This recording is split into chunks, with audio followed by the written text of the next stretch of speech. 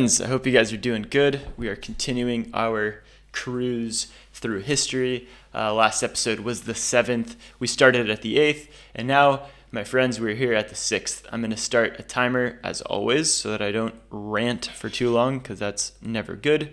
All right, let's get into it. So, the 6th century BC, which BC means before Christ, for anyone who didn't know or forgot. We're moving on. Let's see what we got here. So the 6th century BC started on the first day of 600 and it ended on 501. So right, everything that's like starts with 5, like 550, 5 whatever, that's going to be the 6th century, and it's always backwards and annoying like that, but that's how it goes. So let's begin. In Western Asia, the first half of this century was dominated by the Neo-Babylonian Empire. I'm going to hover. Okay, wow. So this is a new picture. The Neo-Babylonian, I think we read in the 7th century that the Neo-Assyrian was destroyed, dismantled by fighting on the borders and so on. There was the Battle of Nineveh. Anyways, now we have this new entity, the Neo-Babylonian, and I'm hovering. I'm going to click in just for a second because I think it's important. Neo-Babylonian Empire, Second Babylonian Empire, historically known as the Chaldean or Chaldean Empire, was the last polity ruled by monarchs native to Mesopotamia until Faisal II. Okay, maybe this is TMI, but let's just see this cool picture of the sun god Shamash, often represented on poles as a standard from the Akkadian period. Sun god Shamash. Interesting, Shamash. And let's click in. Look at this crazy spread. So it's a little bit of southern Anatolia, the entire Levant, all the way to the red kind of Sinai Peninsula and down into the Red Sea, stretching over Mesopotamia, all the way to the Gulf of Tehran. What is this called? What is this sea called? I'm blanking, but it's a large spread. Let's go back to our main article and continue with what time we have left. So the Neo-Babylonian Empire, which had risen to power lately in the previous century after successfully rebelling against the Assyrian rule. The Kingdom of Judah, which is, let's hover, Kingdom of Judah was a southern kingdom of the southern Levant during the Iron Age, centered in the highlands of the west of the Dead Sea. The kingdom's capital was Jerusalem. So this is some sort of kingdom in the Levant that is ruled by the Davidic line for 4 centuries. Jews are named after Judah. Interesting. Okay, so the Kingdom of Judah came to an end in 586 BC. 586 BC.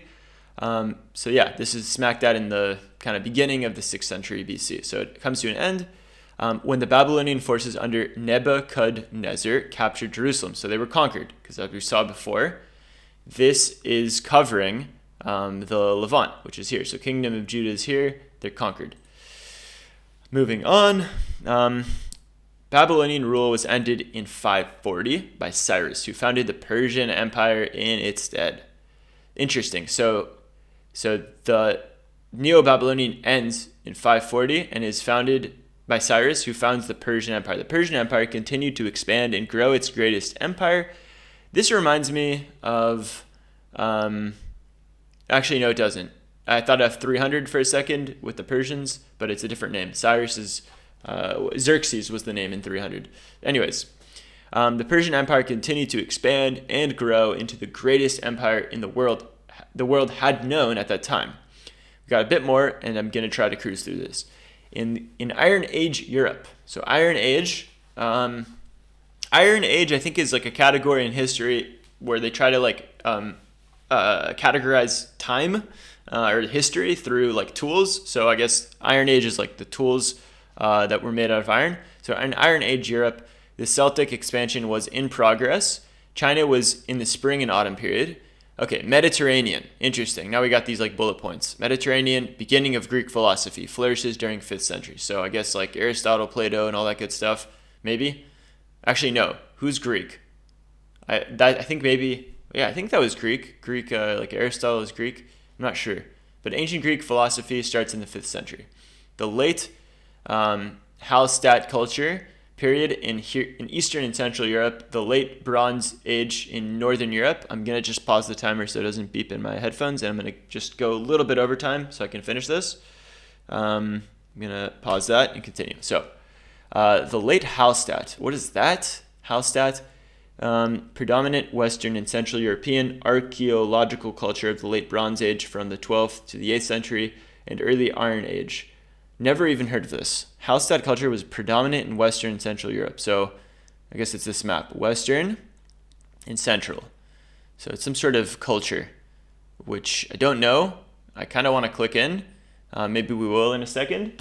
Maybe I'll open it in a new tab. I'm going to open a new tab for this one. And we're going to continue on this one. So, so the Hallstatt culture begins in Northern Europe, East Asia, the Spring-Autumn period, Confucianism, legalism, never even heard of this, Fagia, I don't know, and Maoism, flourish, Lao Tzu founds Taoism. Okay, so we have a lot of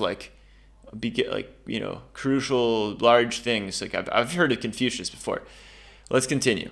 West Asia. During the Persian Empire, Zoroaster, aka Zarathustra, founded Zoroastrianism, a dualistic philosophy. This was also the time of the Babylonian captivity of the ancient Jews.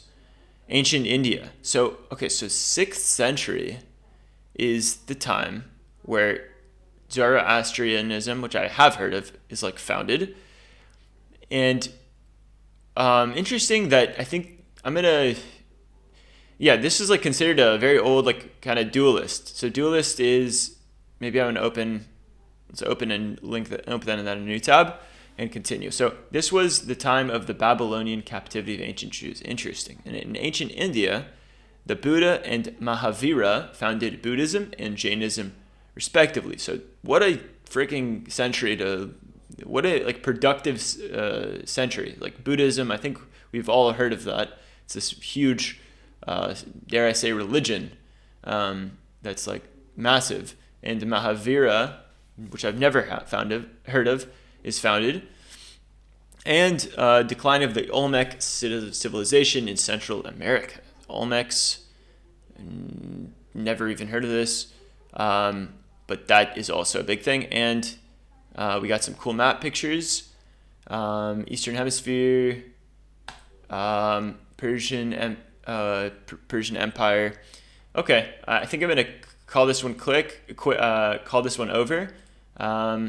Let's just maybe cruise through these pictures in the last couple seconds.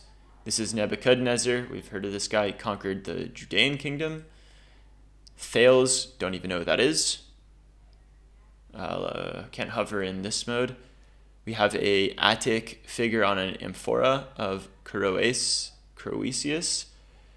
This is the Zoroastrianism Farahavar, which is a symbol in Persepolis. The Tomb of Cyrus, and Buddha, and Lao Tzu. Okay, well, that was super quick. Got to end it here. See you guys next time. Hope everyone has a great, great, great day.